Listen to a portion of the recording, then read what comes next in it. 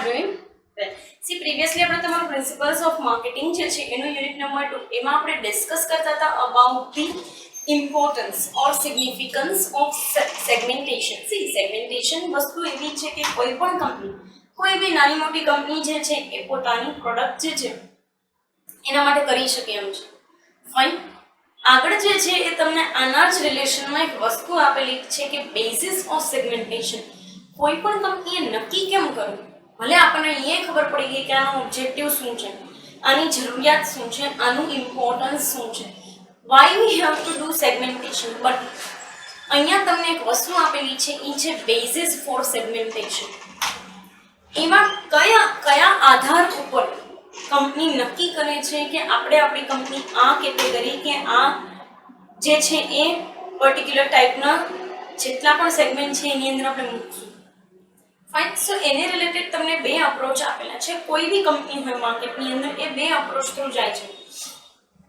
એક તો consumer characteristic approach અને અનધર વન છે product oriented approach.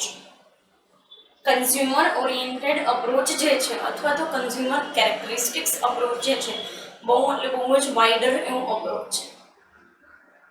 Than comparison to product oriented, no doubt product oriented itself is a big kind of thing, or we can say that wider approach, but it is much wider than the product one. Fine. So let us first discuss the consumer characteristics approach. Fine. એમાં first તમને આપેલું છે geographic. એક વસ્તુ તમને બહુ simple એવા વેમાં કહું છું. જીઓગ્રાફિક એટલે સિમ્પલી મીન્સ વિસ્તાર જે છે એની દ્રષ્ટિએ જોવામાં આવતી વસ્તુ. બરાબર. વિસ્તાર એટલે કે તમે રૂરલ એરિયાની અંદર જાઓ છો, સેમી અર્બન એરિયામાં જાઓ છો, ટોટલી અર્બન એરિયામાં જાઓ છો, હાઈલી અર્બન એરિયાની અંદર જાઓ છો. બરાબર. અને ત્યાં તમારા કન્ઝ્યુમર્સ જે છે એને તમે ટાર્ગેટ કરવા માંગો છો તો આ જીઓગ્રાફિક વેમાં જશે. હવે હું તમને બીજા અમુક પર્સપેક્ટિવ આપું છું જે પ્રેક્ટિકલ હોય છે. તમે એવું માનીને ચાલતા હોય કે કોઈ બી કંપની એવું માનીને ચાલતા હોય કે વિલેજમાં રહેતા લોકો પાસે પૈસા ના હોય, તો આ તો ખોટો કન્સેપ્ટ છે. કારણ કે પ્રેક્ટિકલી વિલેજમાં જે લોકો રહેતા હોય છે એની પાસે તો ખેતીવાડીથી લઈને ગાડી બંગલા બધું હોય છે.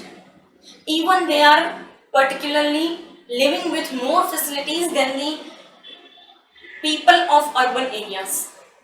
Fine. So એ પર્સપેક્ટિવ પ્રેક્ટિકલી ખોટો બને છે કે વિલેજર્સ જે છે એની પાસે પૈસા નથી હોતા કે મની વાઇઝ એ લોકો બેકવર્ડ હોય છે. વાત કરીએ સેમી અર્બન એરિયાની. ઘણી વખત કંપનીઝને એવું લાગતું હોય કે સેમી અર્બન એરિયા છે તો એ જગ્યાએ ડેવલપમેન્ટ એટલું બધું નહીં હોય, but if you go through some તાલુકાસ તો એ તાલુકાની અંદર કોલેજ, સ્કૂલ, મોટી મોટી English medium school, hostels, restaurants, cinemas, everything is there. Fine. અને ઘણી વખત આપણે વાત કરીએ હાઈલી અર્બન એરિયાની તો એ જગ્યાએ પણ તમે જુઓ છો કે કેટલા બધા ગરીબ લોકો હોય છે. બરાબર. કેટલા બધા એવા લોકો હાઈલી અર્બન એરિયાની અંદર હોય છે કે જેને રહેવા માટે ખાલી અને ખાલી એક રૂમ રસોડું છે. So practicality is really or practical aspects are really different from theoretical aspects. Fine. તો કંપની જ્યારે જીઓગ્રાફી વાઇઝ જોવા જાય છે તો એ લોકોએ એ પણ જાણવું જરૂરી છે કે અહીંયા રહેતા લોકો જે છે એ લોકો કેટલી વસ્તુ જાણે છે. કારણ કે અહીંયા મેટર જે છે એ ઇન્કમ બેકગ્રાઉન્ડ કે બીજી કોઈ વસ્તુ નથી કરતી, બટ મેટર એ લોકોની અવેરનેસ કરે છે. ફાઇન. સેકન્ડ તમને કીધું છે ડેમોગ્રાફિક. કન્ટ્રીની અંદર વસવાટ કરતા લોકો જે છે એનું એજ્યુકેશનનું લેવલ કેવું છે, લિવિંગ સ્ટાન્ડર્ડ કેવું છે, એજ કેવા છે, મેરિટલ સ્ટેટસ કેવું છે, કઈ એજ પછી એ લોકો પોતાનું મેરિટલ સ્ટેટસ અચીવ કરી શકે છે. બરાબર. કેટલા લોકો જે છે એ રોજગાર છે, કેટલા લોકો રોજગારીવાળા છે, કેટલા લોકો બેરોજગાર છે, કેટલા સાક્ષર છે, કેટલા નિરક્ષર છે, કેટલા લોકો એક ફેમિલીની અંદર કેટલા ચિલ્ડ્રન છે, કેવું કન્ટ્રીના લોકોનું ફેમિલી પ્લાનિંગ છે. You won't believe these aspects really affect your buying behavior. ઘરમાં એક છોકરું હોય અને ઘરમાં 3 છોકરા હોય ને તો બહુ ફરક પડે છે. એક છોકરો હશે ને તો તમે એને વસ્તુ માટે ના પાડી શકશો, હા પાડી શકશો. 3 છોકરા હોય તો તમારે દરેક વસ્તુ 3 લઈ આવવી પડે. Otherwise partiality points enter into it. તો સમજવાની વસ્તુ એ છે કે ડેમોગ્રાફિક ફેક્ટર્સ પણ બહુ એટલે બહુ અફેક્ટ કરે છે. ફેમિલી, જોઈન્ટ ફેમિલી છે, ન્યુક્લિયર ફેમિલી છે, ફેમિલીની સાઇઝ કેવડી છે. ઘણી વખત જોઈન્ટ ફેમિલીની સાઇઝ ન્યુક્લિયર જેવડી જ હોય, ઘણી વખત ન્યુક્લિયર ફેમિલીની સાઇઝ પણ મોટી હોય. So this things really affect. કારણ કે આનાથી બાઇંગ બિહેવિયર ડિસાઇડ થાય ને. તમારી ઇન્કમ જે છે એ ઝાઝા લોકો વચ્ચે બટાઈ જાય છે, ઝાઝા લોકો વચ્ચે ડિવાઈડ થાય છે, and that ડિસાઇડ્સ your buying behaviour. તમારું એજ્યુકેશનનું લેવલ મેટર કરે છે, કારણ કે એજ્યુકેશનથી અવેરનેસ આવે છે. And if you are not aware about that particular product તો પછી પરચેસ કરવાનો કોઈ સવાલ નથી આવતો. Demographic fine. સો આને પણ એ લોકો બેઝ તરીકે લે છે, કારણ કે એ જાણવું કંપની માટે ખરેખર બહુ જરૂરી હોય છે કે એની પ્રોડક્ટ પરચેસ કરવાવાળા લોકો જે છે એ કેવા છે, ક્યાંથી આવે છે, શું ધરાવે છે, શું નથી ધરાવતા, કેટલા અવેર છે, કેટલા અવેર નથી. ફાઇન. આગળ તમને આપેલું છે psychographic factors. Attitude towards something, religion, perspective, aggressiveness, objectivity, કેટલા એ લોકો પોતાના કરિયર ઓરિએન્ટેડ છે, કેટલો એનો એટીટ્યુડ બિઝનેસ તરફ છે, કેટલા એ લોકો જે છે એ પોતાના એટીટ્યુડ, પોતાના પરસેપ્શનથી એ લોકો પ્રોડક્ટ પરચેસ કરે છે. કારણ કે આ સાયકોગ્રાફિક ફેક્ટર્સ એ વસ્તુ છે કે જે સૌથી વધારે અફેક્ટ કરશે કન્ટ્રીની અંદર વસવાટ કરતા લોકોની લાઈફસ્ટાઈલ કેવી છે, family background, earning background, income background કેવું છે, કેટલા રૂઢિચુસ્ત છે લોકો, કેટલા ઓપન માઇન્ડેડ છે. આનાથી નક્કી થાય કે એ લોકો કંપનીની પ્રોડક્ટને કેવો પ્રેફરન્સ આપશે.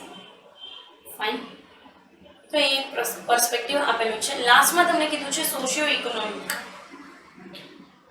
કન્ટ્રીની અંદર વસવાટ કરતા લોકો જે છે એમાં શું દરેક લોકો એક જ સરખા સ્ટેજ ઉપર છે?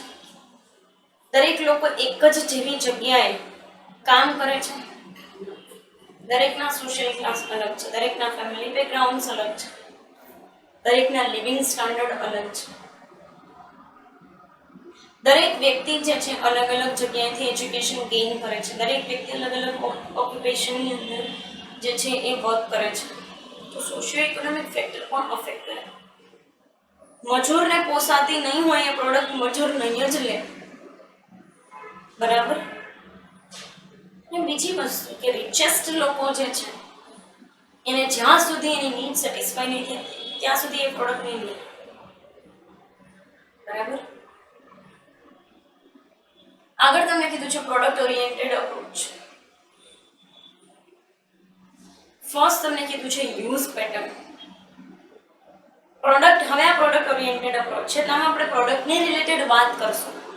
ઉપરના ફેક્ટર્સ એટલે કે કન્ઝ્યુમર અને પ્રોડક્ટને ભેગા કરીને. યુઝ પેટર્ન કેવી છે ને તમારી કોઈ પ્રોડક્ટ વિશેની એના ઉપર આધાર રાખે છે. યુઝ પેટર્ન એટલે કેવી વસ્તુ? સિમ્પલી કોઈ વ્યક્તિ હેવી યુઝર હોય, કોઈના હાથ, તમે એવું સાંભળ્યું હશે કે આના હાથમાં વસ્તુ દેવા દે તોડી નાખે. એ લોકો એ વસ્તુ ઇન્ટેન્શનલી ના કરતા હોય, but they are the heavy users. જલ્દીથી એ લોકો જે છે એ એડજસ્ટ ન થઈ શકતા હોય. લાઇટ યુઝર્સ બહુ કમ્ફર્ટેબલી વસ્તુ જે છે એને સાચવતા હોય. અમુક લોકોની સાચવણ સારી ના હોય, અમુકની સારી સાચવણ હોય, અમુક મીડિયમ હોય. જેવી વસ્તુ યુઝ થવી જોઈએ એવી કરતા હોય. તો યુઝ પેટર્ન ઉપરથી તમારી પ્રોડક્ટ જે છે એવી તમે તમારી પ્રોડક્ટને એવી બનાવો કે જે હેવી યુઝર્સ માટે કમ્ફર્ટેબલ, બરાબર. કારણ કે આ એવા લોકો છે જે ફ્રીક્વન્ટ પરચેસર્સ હશે અને તમારી કંપનીની પ્રોડક્ટને ફ્રીક્વન્ટલી પરચેસ કરશે પણ. ફાઇન. સો એક પર્સપેક્ટિવ છે. આગળ તમને કીધું છે બેનિફિટ્સ. હા, તમારી પ્રોડક્ટ લોકોને કેટલી બેનિફિશિયલ રહે છે, કેવી ડ્યુરેબલ છે, કેવું સ્ટેટસ ધરાવે છે, કેટલી ક્વોલિટેટિવ છે, એના ઉપરથી જે કાંઈ પણ એવું કહી શકાય કે પરચેઝર લોકો છે એ નક્કી કરશે કે તમારી પ્રોડક્ટને લેવી કે નહીં, તમારી પ્રોડક્ટને પરચેઝ કરવી કે નહીં. ફાઇન. સો એક પર્સપેક્ટિવ જે છે તમને બેનિફિટ્સ રિગાર્ડિંગ આપેલો છે. આગળ તમને કીધું છે બ્રાન્ડ ઓર સ્ટોર લોયલ્ટી. ઘણા લોકો બ્રાન્ડ લોયલ નહીં, એ લોકો જે છે ને એવી જ વસ્તુને પરચેસ કરતા હોય કે જે બ્રાન્ડેડ હોય. ઘણા લોકો સ્ટોર લોયલ હોય, એ જ સ્ટોરમાંથી પરચેસ કરવા જશે જે સ્ટોરમાંથી લોકો અત્યાર સુધી પરચેસ કરતા આવ્યા છે. ફાઇન. સો એ એક પર્સપેક્ટિવ છે. આ પર્સપેક્ટિવને લોકો જુએ છે અને એના એ પર્સપેક્ટિવને લોકો જુએ છે, એના થ્રુ જ એ લોકોને આઈડિયા આવે છે, કંપનીને આઈડિયા આવે કે ના આપણી આ પ્રોડક્ટ સારી છે અને કન્ઝ્યુમર્સને ગમે છે. બરાબર. લાસ્ટમાં તમને કીધું છે યુઝ ઓફ બાયર્સ એટીટ્યુડ. બાયરનો પરસેપ્શન તમારી કંપની માટે કેવો છે ને એ યુઝ કરીને તમે પ્રોડક્ટ જે છે એના થ્રુ સેગમેન્ટેશન કરી શકો છો. કેટલા લોકો, કેટલા વધારે લોકો તમારી એ પ્રોડક્ટને પરચેસ કરે છે, કેટલા સારી રીતે કરે છે. બરાબર. એ વસ્તુ આની અંદર તમને આપેલી છે.